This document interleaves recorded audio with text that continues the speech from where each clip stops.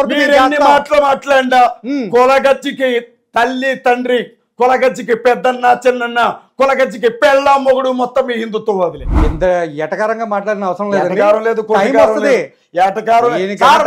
చంపుతారు, అంతకు మించి నా వెంట్రుక కూడా బేకలేడేవాడు. ఈ మధ్య సావు అంటే చాలా ఈజీ అయిపోయిందని. చాలా సింపుల్ గా సార్, రోడ్ల మీద యాక్సిడెంట్ లో చచ్చిపోతున్నారు. కరోనా దగ్గర వచ్చినప్పుడు లక్షల మంది చచ్చిపోయారు సార్. ఆకాశం నుంచి పిడుగు పడితే ఆ శబ్దానికే చచ్చిపోతున్నారు. దాము గురించి చెప్తున్నారు సార్. నా తొక్కలో సాగు గురించి చెప్తారండి. ముక్కు ముసుకుంటే తుర్రు నెగిరిపోయే ప్రాణం గురించి అసలు లెక్క చేయను నేను. వినండి సార్,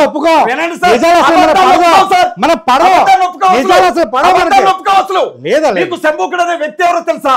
ఆ శంభూకుడు ఎందుకు చంపారో తెలుసా? ఆ శంభూకుడు తల్లి రాముడే ఎందుకు నరికాడో తెలుసా? మీరు ఎందుకు మాట్లాడవట్లేదు? మీరు అదే చెప్పమని మధ్యలో మాట్లాడొద్దండి. మీరు మీ ఇష్టం మాట్లాడితే అయిపోతుంది. చెప్పండి, మీరు మాట్లాడేటప్పుడు వినండి. ఆ ధనుర్ధార్ గురించి చెప్పండి.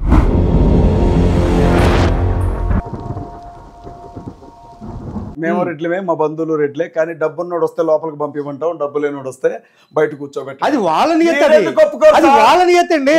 వాళ్ళు చెప్తున్నారు, చెప్పనివ్వండి. వినండి సార్, చెప్పేవాళ్ళు ఎన్నైనా చెప్తారండి, చెప్పనివ్వండి. వినండి సార్, అందరూ మనుషులే, అందరూ మనుషులేగా. పక్కన పెట్టండి. అన్ని ఏళ్ళు ఒకటేనా? ఏనండి సార్, ఒకటేనా? ఏళ్ళన్నీ ఒకటే. ఒకటేనా? ఏళ్ళనే అంటారు. ఏళ్ళన్నీ ఒకటేనా? ఏళ్ళనే అంటారు. ఏళ్ళన్నీ అంటారు. చేతి ఏళ్ళే సరిగ్గా లేవు. జనాలు ఉన్నారండి. సరిగ్గా ఉంటేనే అది చేయవుతుంది. అదే చెప్తున్నా. ఎట్లా చెప్తారు? ఏదైనా సరే, నేను వేళ్ళ గురించి మాట్లాడుతున్నా, చేతి గురించి మాట్లాడుతున్నా. నేను చెప్పేది వినండి సార్, మీరు అన్ని ఏళ్ళు కూడా చేతిలో ఒకటే. భారతదేశానికి ఏదైనా సరే మనం తీసుకునే దాన్ని బట్టి ఉంటుంది. మనం తీసుకునే దాన్ని బట్టి ఉంటుంది. మనం తీసుకునే దాన్ని బట్టి ఉంటుంది. 100 సంవత్సరాలు వెనక్కి తోసుకోవడం భారతదేశాన్ని అట్టడికి ముంచేయాలని చూస్తున్నది మీరు. అది గుర్తుపెట్టుకోండి. భారతదేశాన్ని అట్టడికి తొక్కేయాలి మీలాంటి వాళ్ళు. ఎంతవరకు కులాల గురించి మాట్లాడేవాళ్ళు ఎవరు సార్? ఒక ఆడబిడ్డ ఒక దళిత కుర్రాన్ని పెళ్లి చేసుకుంది అని చెప్పి నడి రోడ్డు మీద ఉరికిచ్చి చెప్పినప్పుడు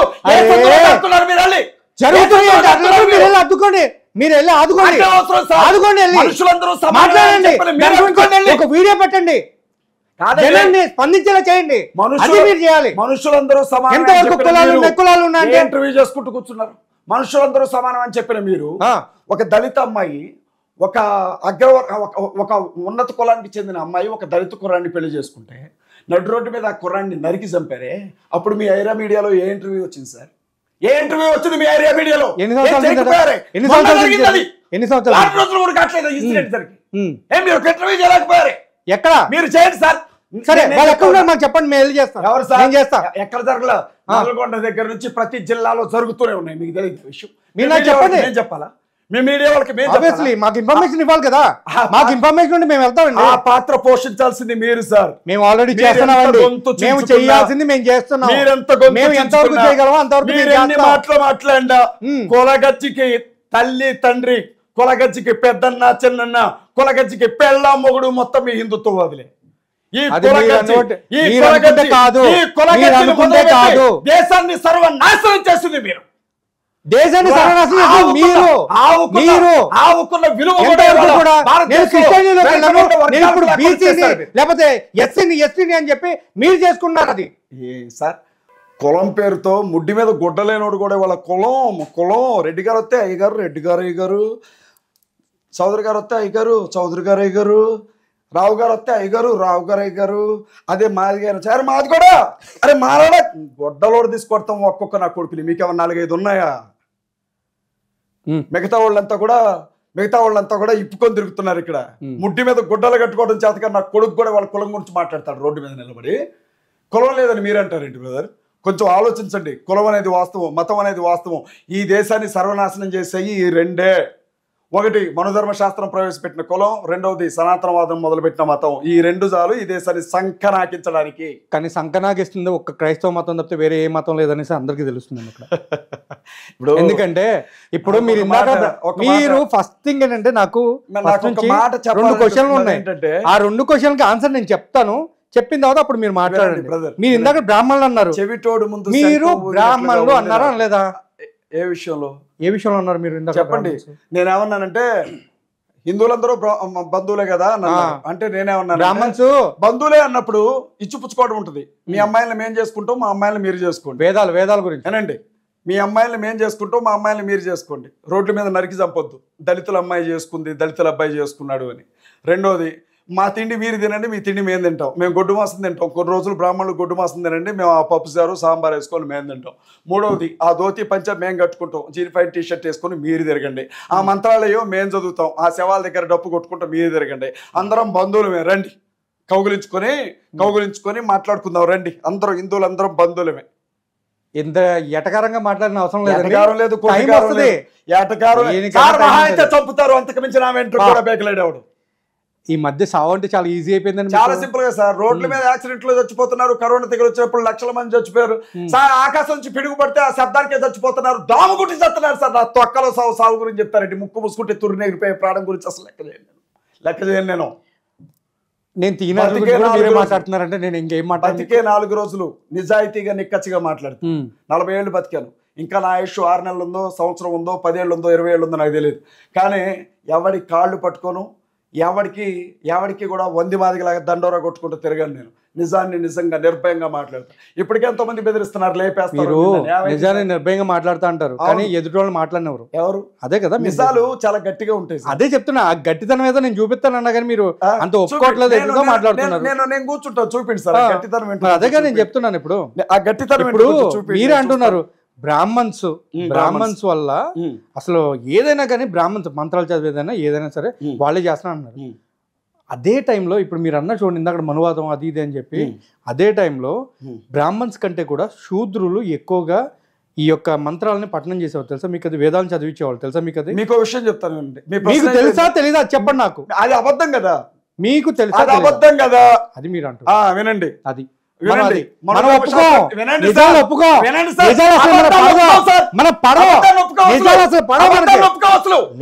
శంభూకుడు అనే వ్యక్తి ఎవరో తెలుసా? ఆ శంభూకుడు ఎందుకు చంపారో తెలుసా? చెప్పండి. ఆ శంభూకుడు తలని రాముడే ఎందుకు నరికాడో తెలుసా?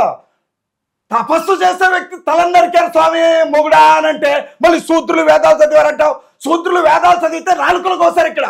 శూద్రులు వేదాలు వింటే చెవుల్లో సీసాలు పోసారు ఇక్కడ. అది శూద్ర పరిస్థితి. మీకు ఇంకో విషయం చెప్తున్నా, శూద్రుడు తన కులం చేసే పని తప్ప ఇంకేదైనా పని చేస్తే వాడు నరకానికి వెళ్ళాల్సి ఉంటుంది అని చెప్పి చాలా స్పష్టంగా మనధర్మ శాస్త్రంలో రాసిందంటే, శూద్రులతో వేదాలు చదివించారు, శూద్రులు తీసుకొచ్చి గుళ్ళో పూజారులకు పెట్టారు, శూద్రులు తీసుకొచ్చి నెత్తి మీద బొట్ల మీద కూర్చోబెట్టారు. అవన్నీ జరగలేదా? మాట్లాడతారు సార్ మీరు. జరిగినాయే జరగలేదా? అది మనం ఒప్పుకోండి. అదే చెప్తున్నా కదా, మీరు ఎంతవరకు కూడా మీరు ఎంతవరకు కూడా నాకు కావాల్సింది నేను చెప్పానా లేదా? ఓకే, నాది అయిపోయింది ఇంకా నాకేం లేదు, ఓకే మీరు చెప్పుకోండి అన్నట్టు మీరు మాట్లాడుతున్నారు.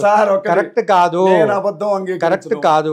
మీరు అబద్ధం కదా నిజాన్ని అంగీకరించలేకపోతున్నారు. అరే మీరు నిజంగా అంగీకరించలేకపోతున్నారండి, మీరు ఏదో మాట్లాడుకుంటూ వెళ్ళిపోతున్నారు. సార్ నేను ఒక మాట అడుగుతాను, ఏకలవ్యుడు బొట్ల వేలు ఎందుకు నరికిచ్చారు? ఒక మాట చెప్పండి సార్, నేను వింటాను.